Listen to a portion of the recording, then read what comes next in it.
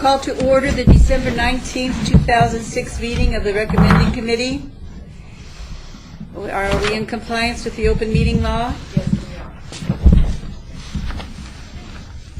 Everything's been posted? Yes. All right, we'll read our first item. Bill number 2006-65 updates the description of the city ward boundaries to reflect changes in precinct numbers or descriptions made by the Clark County Election Department as a result of annexations or otherwise. Proposed by Barbara Jo Ronimus, City Clerk. Thank you. Ronnie Ronimus, City Clerk, for the record. Chairwoman Tarkanian, Councilman Ross. This bill is simply an update to the ordinance, precinct ordinance that was back in August. There are two additions due to annexations, one in Ward 5 and one in Ward 6. And we're just adding them to the ordinance for in preparation for the election. So we can do our maps now after this. So I would recommend your approval. Are there any comments from the audience on this? Yeah, Tom McGowan.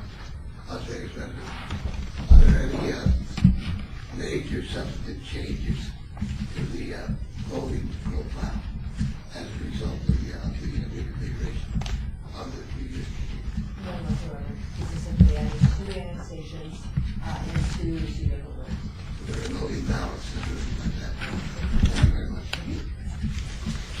All right, then we'll move on to item Should we vote on Bill. Oh, excuse me, you'd like to vote? it?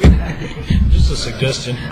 In a democracy, all these questions come. And you're moving Would you along like so to make good. a motion? I would, Councilwoman. I would motion to refer to council with the due pass on agenda item 3, bill number 2006-65.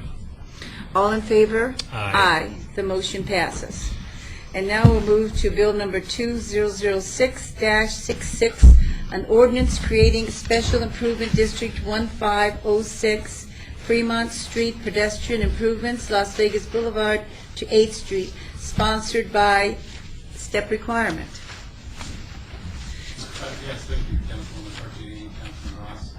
Michael Thompson, Department of Public Works. This is the ordinance that will create the improvement district for the Fremont corridor to provide the pedestrian enhancements from Las Vegas Boulevard down to 8th Street. It's a $5.5 million project, and this ordinance will contribute about $1.97 million in assessments. And items of order, I'd like to answer any questions. I don't have any questions myself, do you? Neither does Councilman Ross. Does anyone wish to speak from the audience? Yes. Tom McGowan, Las Vegas resident for more than 50 years. Where is the depiction of the pedestrian sidewalk improvement?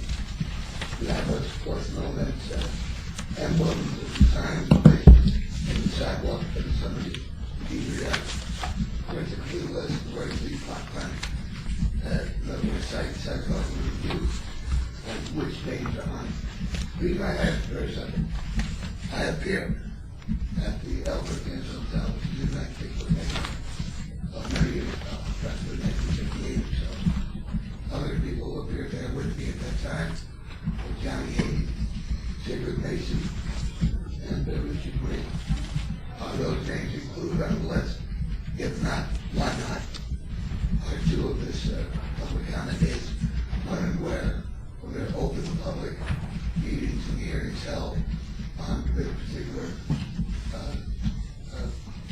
pedestrian improvement? Where were they held? Were the meetings held at the El Cortez on the second floor? They were not open to the public. If there weren't open public meetings, where were they held? If not, why not? And how does this item apply to the letter or the spirit and intent of the event of Our Councilman Ross would like to say something. Mr. Chairman, if I might, and Mr. McGowan, Mike, not to overstep your boundary here, but in section number 5 of this ordinance, Mr. McGowan, I'll read this to you. These are the enhancements, just so you have an idea of what this is all about. The project will consist of the construction of a pedestrian enhancements, which include sidewalk bulb outs, mid-block pedestrian crossings with landscaping and decorative and directional signage. gateway arches, removal and installation of new curb, gutter, sidewalk, and streetlights, and related traffic, signalization, and drainage improvements. This ordinance does not address anything in regards to entertainers and stars on the sidewalks or anything like that. This is just for the physical enhancements of that corridor. So I hope that answers your I question. appreciate that clarification very much. But also, in that case, Councilman, some parallel or alternate item somewhere that does refer to the name because they're historic. Is there such a an item? Does anybody in this room know such an item? Madam Chairman, at this time, Mr. McGowan, I don't believe that there's such an item that we're even I believe there addressing. is. There is. The meetings were never open public meetings. And did I miss anything, Mike? No, that's fine, Councilor. Did you have anything you wanted to add? No, nothing. We'll move on then to bill number, oh, excuse me, would you like to make a motion? She is moving right along. I love her. They told me that You're doing good, we Council. needed to go quickly Yep, we're doing today. great. On agenda item 4, bill number 2006-66, I would move to refer to council with a due pass, Councilwoman. All in favor? Aye. The motion passes. We'll now move to bill number 2006-67, which adopts an updated version of the Las Vegas Downtown Centennial Plan, together with related development standards, sponsored by Thank you. Councilman Gary Reese. I We have don't know, staff. I don't know who's making a presentation on this, but I know that the council approved this plan, the contents of this plan in October, and this is the required ordinance to adopt it. Remember when we talked about all this? Right, no, I remember. Yeah. Well, the question is then, does anybody from staff at all want to make any comment? Does anyone from the audience wish to make a comment? Yes, thank you. Todd Farlow, 240 North Oak. Is there someone here that just give the basic highlights of how this differs from the original? Can you do that, Val? No, we would need someone from planning to do that. I don't think there's anyone here who could. You want to call someone from planning and we could hold this item then? Well, let No, us, I don't want to carry this on. well, we should have someone from planning to answer your question though, so we'll get someone from planning. I just wondered if there's any great major changes or there's just minor details. You know. Councilman, if I may, I think, Val, am I correct to understand, the city council has already approved this. This is just making it An ordinance. an ordinance to make it the legal document. Then I already have the original. Yeah, and I believe there was public comment received at that council meeting, and a great deal of it, because this is, That's what I need. Yeah. Thank you very much. You don't need to know anything else then? Yeah. Okay then, now what we have to do is get someone to stop him from bringing up someone from planning. Yes. Okay. It might be, Sorry. it might be a good idea for the next item. I don't know if there's going to be questions on the next item, but they probably should have been here for that one also. Okay. Tom McGowan, I'm sorry, we, I'm down Las Vegas. Where is the original plan or plot plan? I didn't know you were addressing in this meeting and running previous meetings. The other meeting taking place right now. This is the current next step meeting. yes, to provide an ordinance to back up the vote that the council has previously made. So where is the physical material that you are voting on today? at the end of the table, Mr. McGowan. It is there? Mm-hmm. Okay, thank you. Thank you, Mr. Porter. Thank you. Did you wish to make a motion? Yes, I would, Madam Chairwoman, on bill number 2006-68. I would move to refer to council with a due pass. 6-7. I'm sorry, 6-7. See, no, I'm getting ahead. 6-7. You moved 10 ahead too. Bill number 2006-67. I would move to refer to council with a due pass. All in favor? Aye.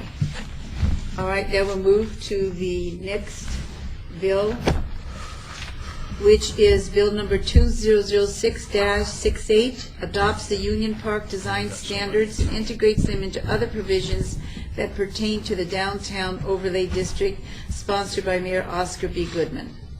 Do we have someone from staff that can cover this first, please? Yes, we do. This one is sort of a joint item in that it is a planning and development department item, but Union Park is owned by City Parkway 5 Corporation, and the Office of Business Development is the project manager on the Union Park project. So as the director of OBD, I'm here on behalf of the property owner. Would you state your name as the director for OBD? I'm the director of the Office of Business Development. Thank you, sir. This is an item that really was companion to two items that we had brought to council. You've already approved the subdivision plan for Union Park, which parceled out Union Park into the different blocks that conform to the new master plan that Newland Communities has prepared for Union Park. What this does, and this lag behind that, is it adopts a new set of urban design standards for how we go forward with the development of each of these blocks for Union Park. It does so by amending the downtown Centennial Plan and incorporating these standards into the Centennial Plan for the Union Park provisions of the Centennial Plan. Here to address the design standards is Rita Brandon, who's the project manager for Newland Communities, representing Union Park. Good afternoon, just as a brief overview, the design standards really set forth your specific criteria for developers in the context of the urban mixed-use character of Union Park. It's been very specifically designated in 4 sections. It starts globally talking about Union Park as part of the broader development area where the World Market Center as well as the Chelsea Outlet Center is. So the context of Union Park with regards to its neighborhood.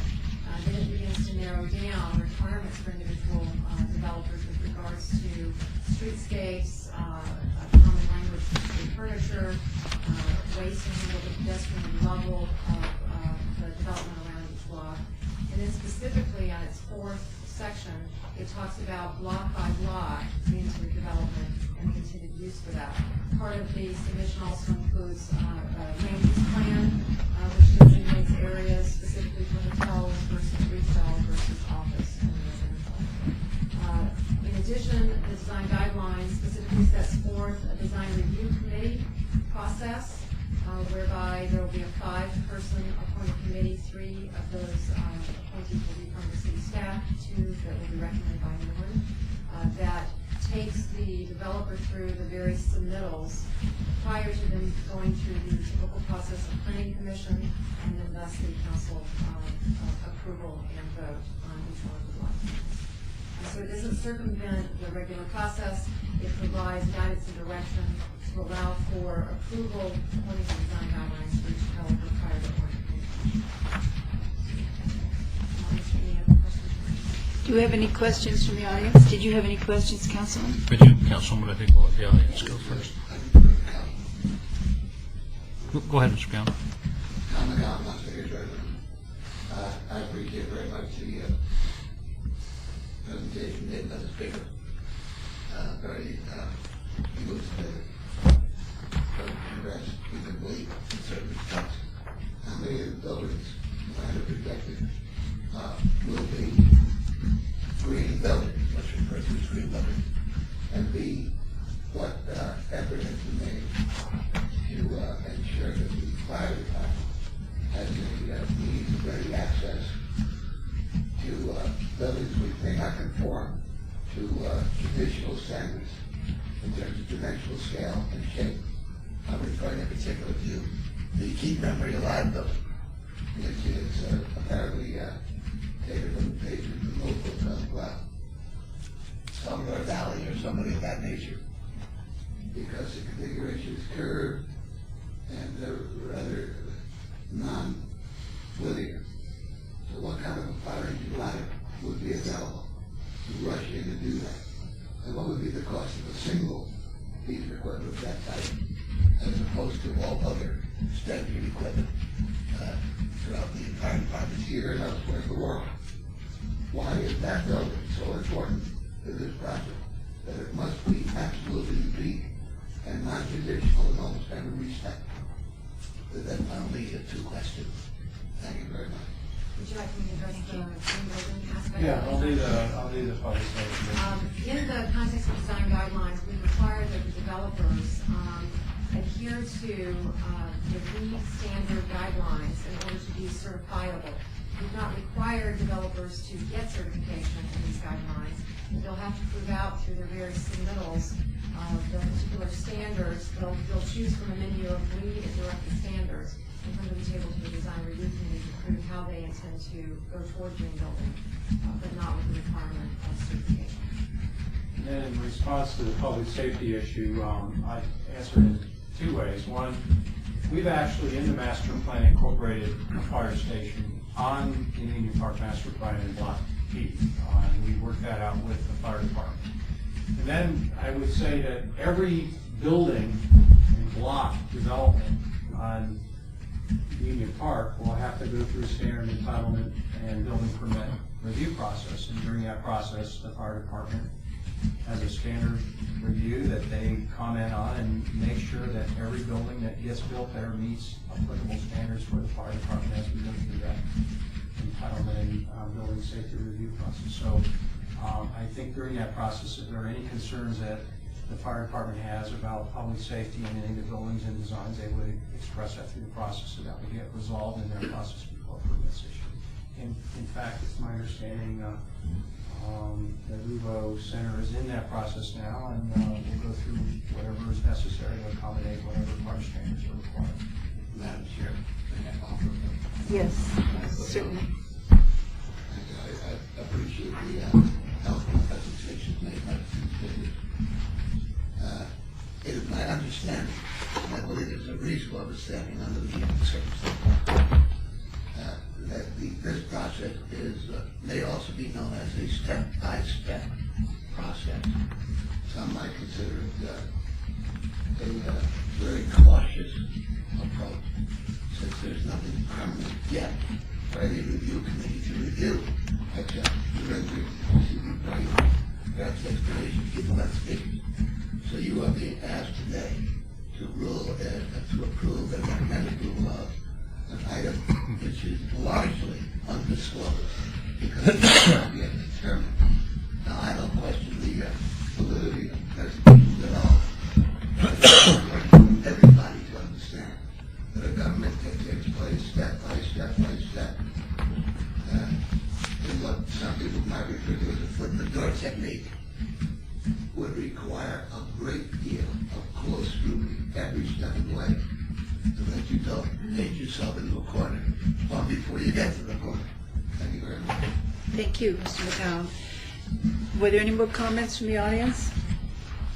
Councilman? Thank you, Councilwoman. Could you hold the rendering up there again too, and that one right there, land use plan, and just for the public's just edification, this is just to adopt the Union Park design standards.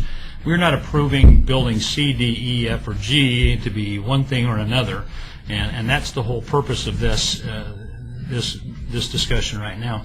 My question to you in regards to these design standards: what if a developer? Do we have someone interested in all of these lots today?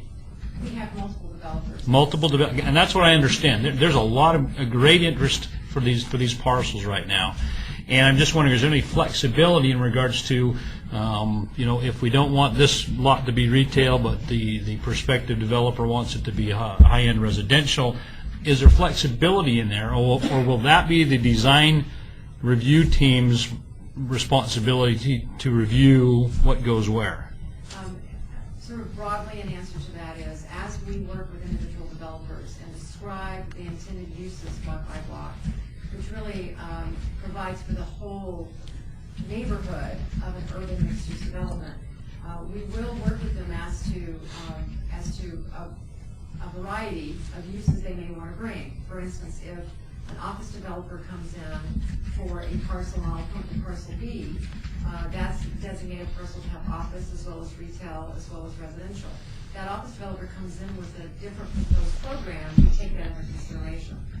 The intention is that we keep a balance of residential, office, civic, and retail uses across the site, so that if the site's not dominated by any one type of use, I think that's important, as well as the 3 hotel sites. there will be an opportunity to actually also request variances to the design standards according to a specific development program that the developer brings to the table. So yes, I'd say there is flexibility, and what we do want to do within the context of the business plan and the master plan, however, is stay true to the mix versus have a large amount of acreage be taken up by one specific use. If I can eliminate that a bit more, if a regional shopping center developer wanted 20 acres, 49 developable acres, that would not be in the context of the mixed-use nature of the project. And if I can continue, Yes. Councilwoman, it's good to know, I want to make 2 points, that this is moving in the direction that the city wants it to go, and I'm pleased to see that. Every time I have an opportunity to talk with the director about this, I mean, it's great news, we're moving in the right direction. At the same time we do this, it's important that the public continue to be aware of all the efforts that this city's making and our guidelines and plans for the Union Park area, because this is going to be a highlight of the city one day, so we're looking forward to that. Thank you, Councilwoman. You're very welcome. I think you can see we are trying to be as open in this as we can without specifying, because this is building design and not specific. One foot. Your last footnote. Thank you, Madam Chairman, if you're done, and I'm not saying it out unnecessarily. It's important to recognize the public is not involved at any stage in the pre-decision stage of this process. They're not. And it's important to make full disclosure for the benefit of the public. That is not the public's design or project. Not at all. Somebody asked me what I thought of it to begin with. I think it's great so far. But there could be 100 recommendations, right in this room alone, about one or more areas on that particular immense project. And to not include the public, you can expect the public someday, if it is completed, I say if, all those issues are to say to the public, here's what we did for you. A lot of the public is not interested. It says, well, that's not what we wanted. Well, Where is our community? Mr. McGowan, we did have this on a public meeting when we voted, when the council voted on it. It was at a public meeting where we could have had speakers. I don't think you have those particular programs. Yes, we did. We did, sir. We had those. Madam Chairwoman? Yes. I would move to approve, or I would move to refer to council with a due pass agenda item 6, bill number 2006-68. All in favor? Aye. Aye. The motion passes. We move now to bill number 2006-69. This updates the remedies and procedures for abating public nuisances and chronic nuisances, and adds licensing provisions to facilitate the prevention and abatement of such nuisances, sponsored by Councilwoman Lois Tarkanian and Mayor Oscar B. Goodman. I would just like to give a brief summary myself. This ordinance is a comprehensive document that has taken a long time to put together by many specialists. It addresses the enforcement needs of business licensing, code enforcement, the Metropolitan Police Department, and the Las Vegas City Attorney, who have all been working together on developing this ordinance. These entities work in partnership, each showing leadership, commitment to our community, and a strong desire to serve our citizens. I would like to thank the City Attorney and Val. I know you did a tremendous amount of work on this, as well as Metro Sergeant Damian Walburn and the Downtown COP unit, as well as all our city departments for all their work and diligence. I think they took the time, and they took a lot of time to be sure and rechecked and checked again, and worked very, very hard, and we're most appreciative for that. I wanted to make that comment. Val, would you like to add anything to that? Yes, Councilwoman. I just wanted, before those who are here that have interesting things to say, I just wanted to point out that we started out with working on this chapter to help our criminal division and help law enforcement sort out the differences between chronic nuisances, regular nuisances, civil and criminal nuisances, And as we worked on that, we discovered other things that we thought would help both the enforcement and the prosecution effort. There was a suggestion that we update the licensing code to put businesses on notice that we expect them to monitor and prevent nuisance activity and abate it when it occurs. And because we had this desire to amend the licensing provisions, we felt it necessary to send out for comments among the business community with a view towards preparing a business impact statement, and sent information to the chambers of commerce and other groups, and didn't receive any written comments. And so, as you stated, we've worked a long time on this and believe that it does what it is intended to do. I know we have representatives of Metro here and others who might want to be heard, but that's just something I wanted to put on the record. Thank you. Thank you very much. Metro. Amy.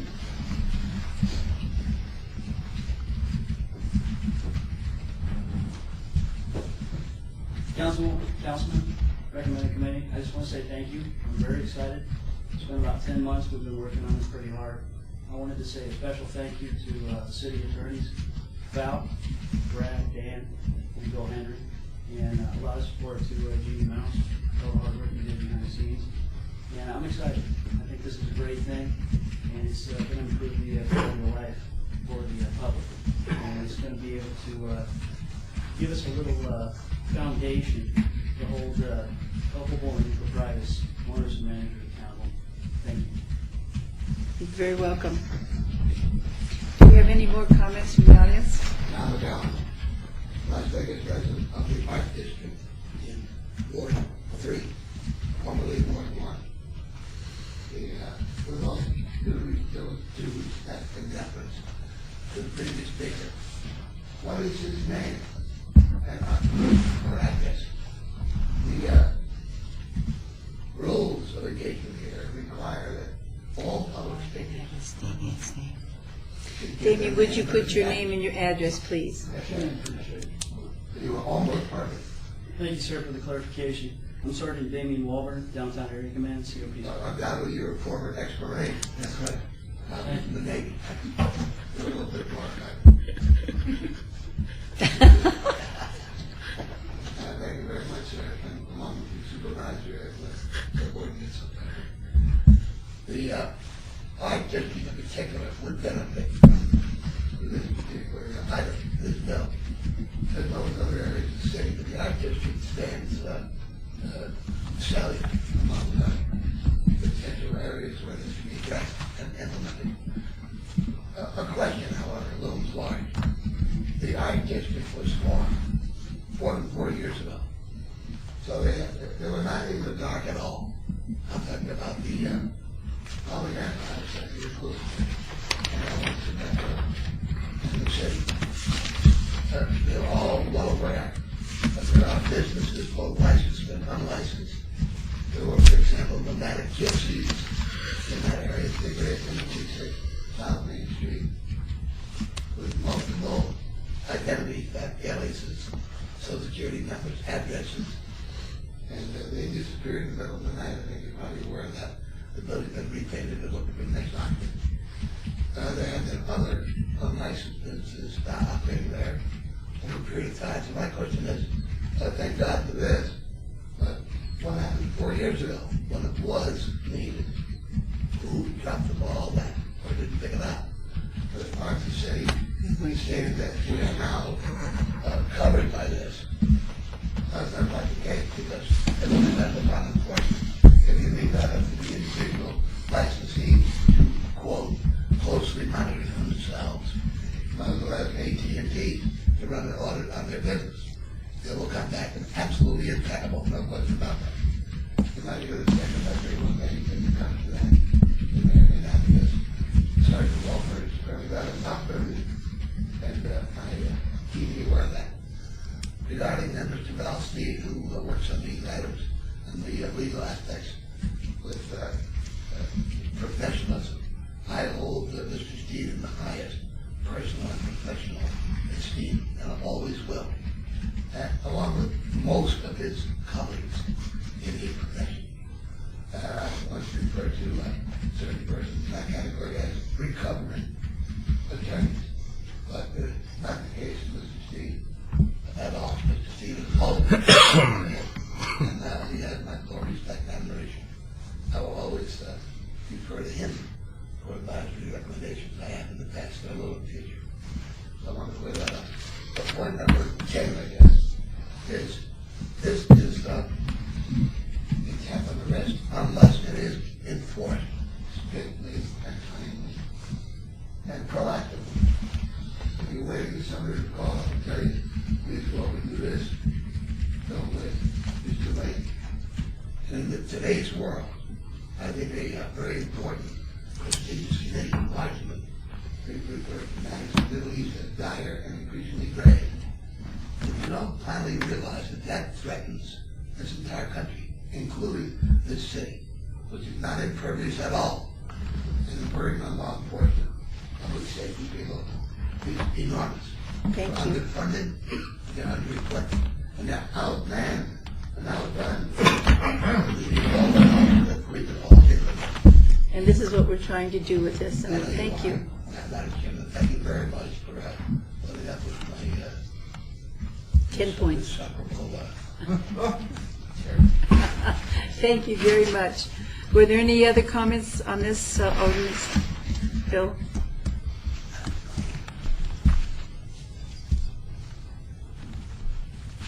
Good afternoon, Councilman, Councilwoman. I have no idea being here. I bear the unhappy news that I mentioned that I meditate and pray at our duplicate or replicate of the Liberty Bell. Unfortunately, someone has removed 4 faceplates that covered the bolts.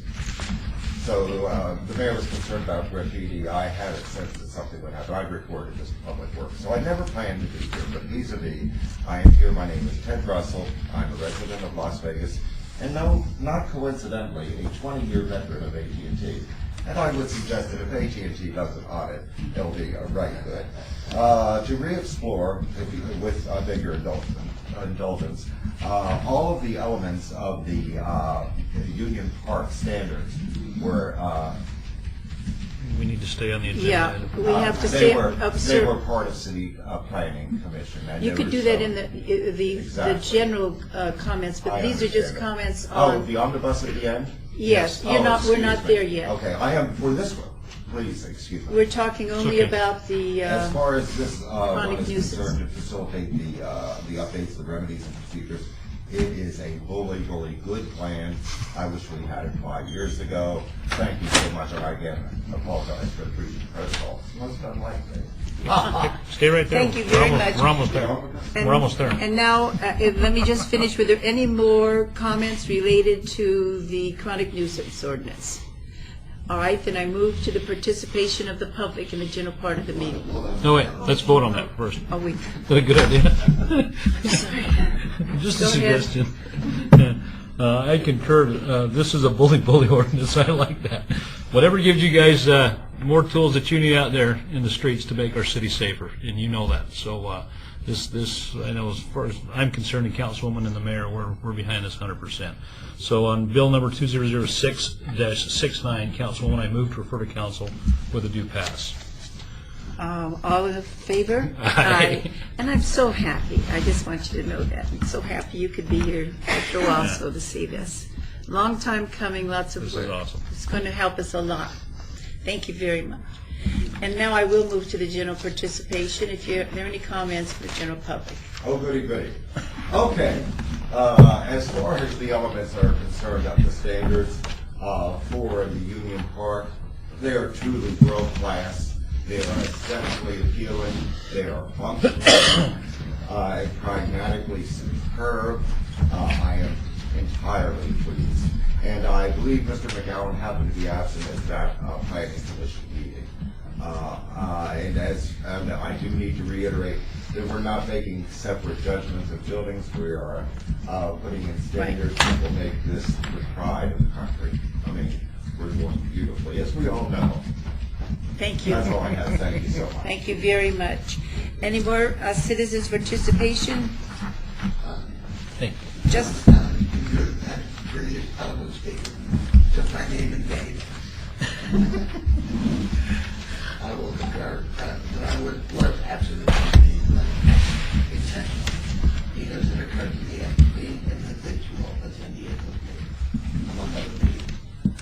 the city council very rarely accept the recommendations of the planning commission.